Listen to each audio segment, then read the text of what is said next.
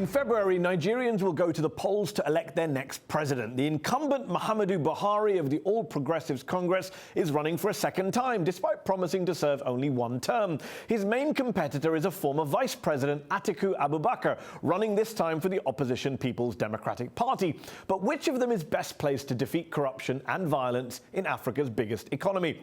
Joining me now from Abuja to debate this are the candidate's official spokesman, Festus Keyamo for President Buhari, and Segun Suunmi, speaking on behalf of opposition candidate Atiku Abubakar. Thank you both for joining me on UpFront.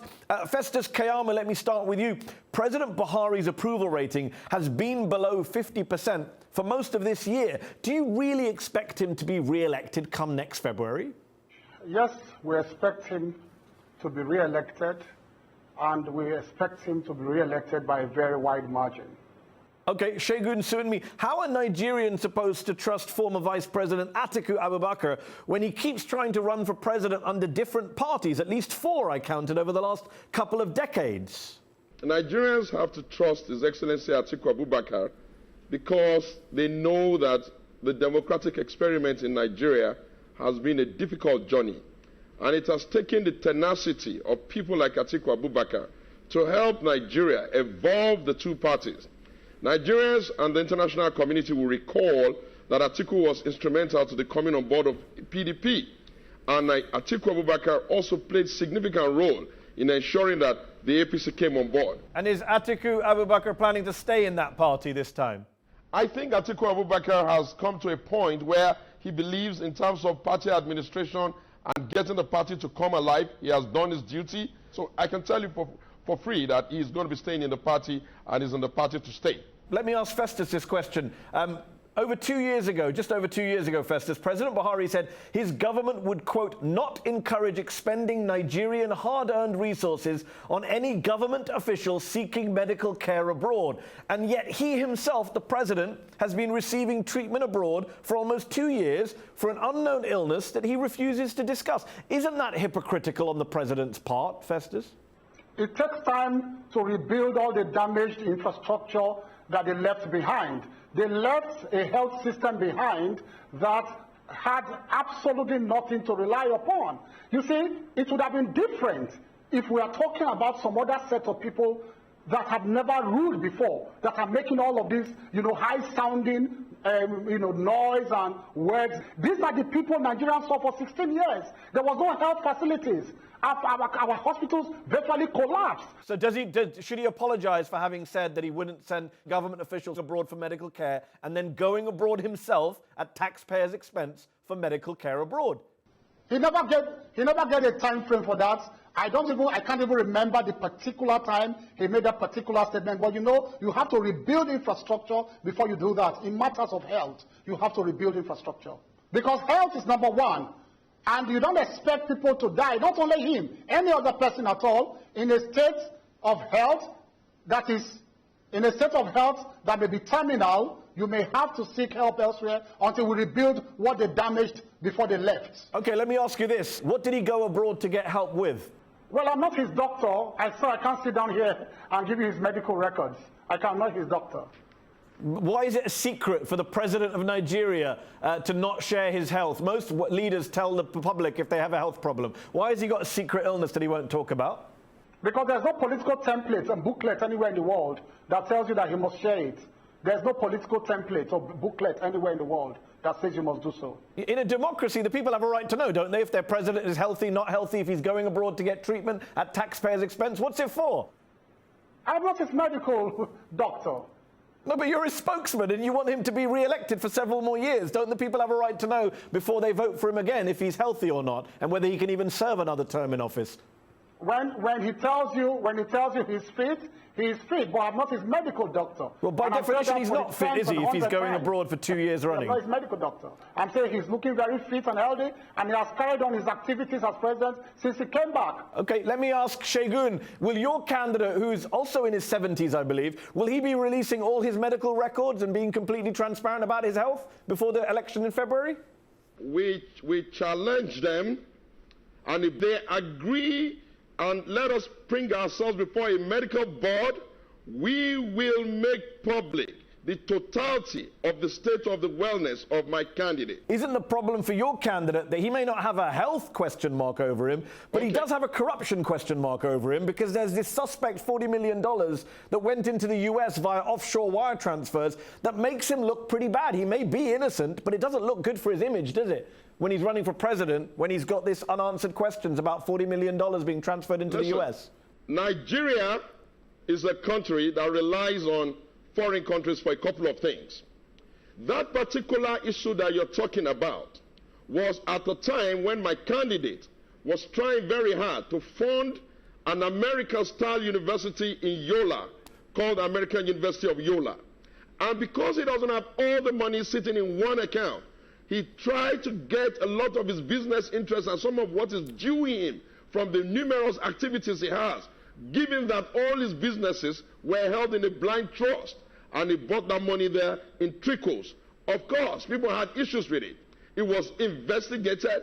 It was clearly shown not to be proceed of crime. It was shown not to be proceed of anything that is untoward. They only queried it as they had a right to query it. We must be careful that we do not take small queries to mean grand and larceny or grand indictment. Okay. Atiku has no corruption issue anywhere. Fine. He has no That's what indictment you issue say. anywhere. He has no issue. We're running out of time. Except for the unfortunate. Okay, we're running out of time. I do want to move on the subject. I do want to discuss something else in this show, very important. But let's talk about Boko Haram. Festus, was it a mistake for President Buhari to say back at the start of this year that Boko Haram had been, quote, beaten? Because several hundred Nigerians have been killed by Boko Haram in suicide bombings and many other attacks since he made that claim. Let me first of all admit that the fact that Boko Haram is still taking some lives, the fact that people are still dying as a result of this asymmetric war is not salutary. The numbers are not salutary, let me admit. But it is a far cry from where we are coming from. This was Boko Haram that took its roots, that developed into an octopus under the watch of the old government, under the watch of the PDP that is still trying to come back to power. So when the president took over power in 2015, Boko Haram was occupying about 14 local government areas in the northeast. They actually hoisted their flag. They had formed some local governments. And so Nigeria was no longer in charge of some part of its territory. Okay. Boko Haram had actually entered the capital city, Abuja. So you're saying you're winning? You're saying you're winning against Boko Haram? It had bombed, the barracks. But right now, the point we are making is that so much progress has been made. Okay, but progress is one thing. Boko Haram has been reduced so significantly. So why not say that? That's not what your president said.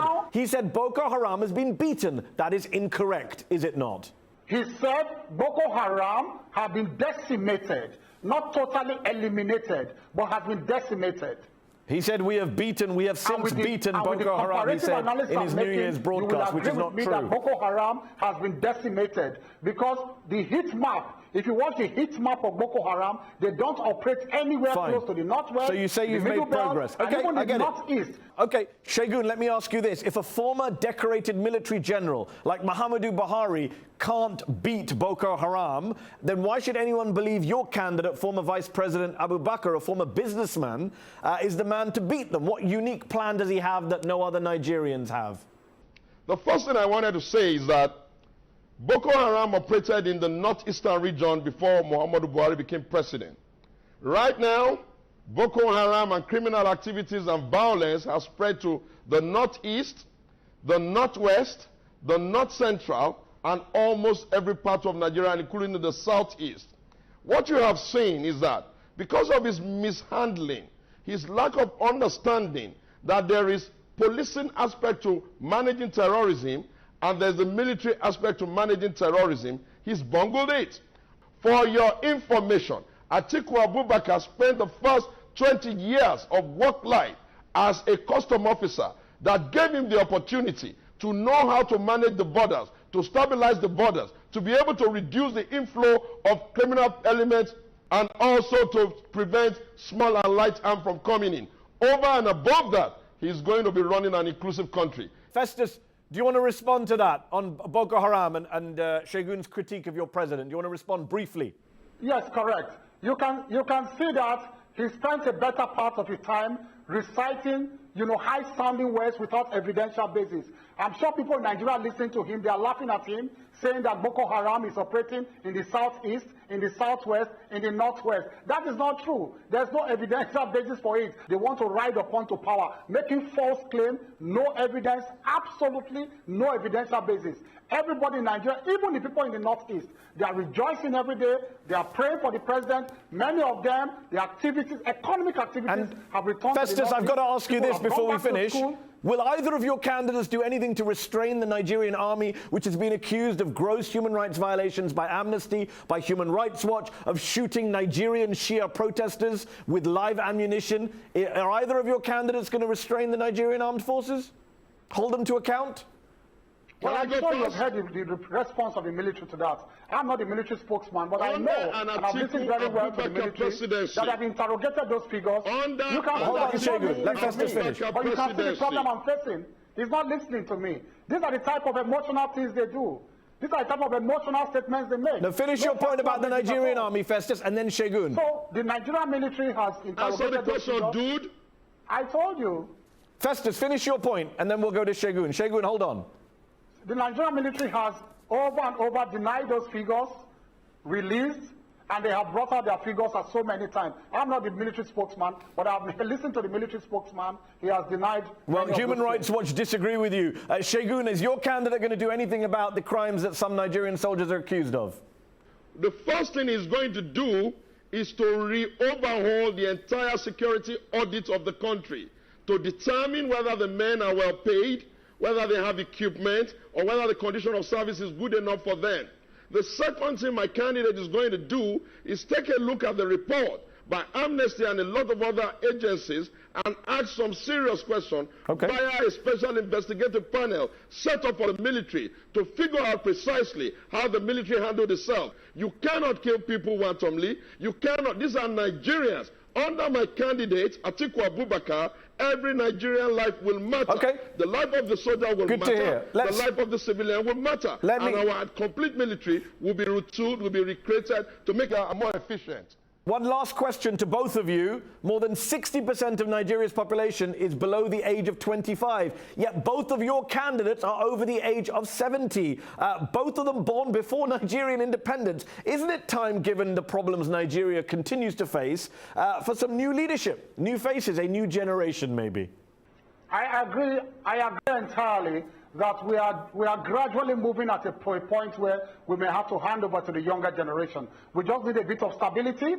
We need a bit of experience at this time because we are passing through a very great transitional period, a period where the economy was damaged, our security apparatus was damaged, and then this is a period of transition. We are trying to rebuild, and when the rebuilding gets to a very convenient bend, we can hand over to the younger generation. Shegun, wouldn't you be in a stronger position if you were putting up a new face, a fresh face against Muhammadu Buhari in February? You cannot handle to Nigerian young people a divided country. You need to make it united first. Atiku can do that. That's why we are sending somebody to go and sort out our country, to get Nigeria working again, to make Nigeria life better, to create jobs for the Nigerian people, and to make Nigeria become the pride of a country that has always been and hopes to be among the Committee of Nations. Thank you. Gentlemen, we'll have to leave it there. Thank you both for joining me on UpFront.